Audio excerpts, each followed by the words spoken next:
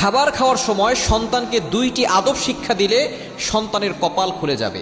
আমাদের সমাজের প্রতিটি বাবা মাই চাই যাতে করে সন্তান ভালো থাকুক, কারণ প্রত্যেকটা বাবা মা নিজে কষ্ট করে কিন্তু সন্তানকে কষ্ট দিতে চায় না।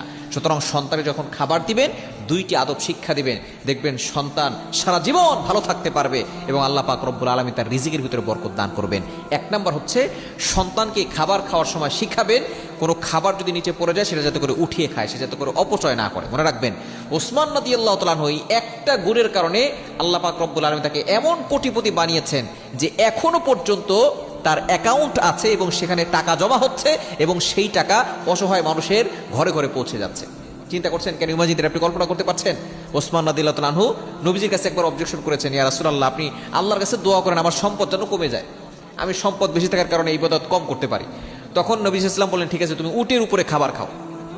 তখন হযরত ওসমান রাদিয়াল্লাহু তাআলা উটের উপরে খাবার খাওয়া শুরু করছেন। কিছুদিন পরে বলতেছেন ইয়া রাসূলুল্লাহ ইয়া হাবিবাল্লাহ আমার সম্পদ আরো বাড়তেছে কমতেছে না। তখন নবী সাল্লাল্লাহু আলাইহি ওয়াসাল্লাম বলতেছেন তুমি যখন উটের উপরে খাবার খাও খাবার নিচে পড়ে গেলে তখন কি করো? তখন তিনি বলতেছেন ইয়া রাসূলুল্লাহ ইয়া হাবিবাল্লাহ আমি নিচে পড়ে গেলে আমি নিচে নামি, এরপরে সে খাবার উঠিয়ে সেটা ভালো করে মুছে তারপর আমি খেয়ে ফেলি।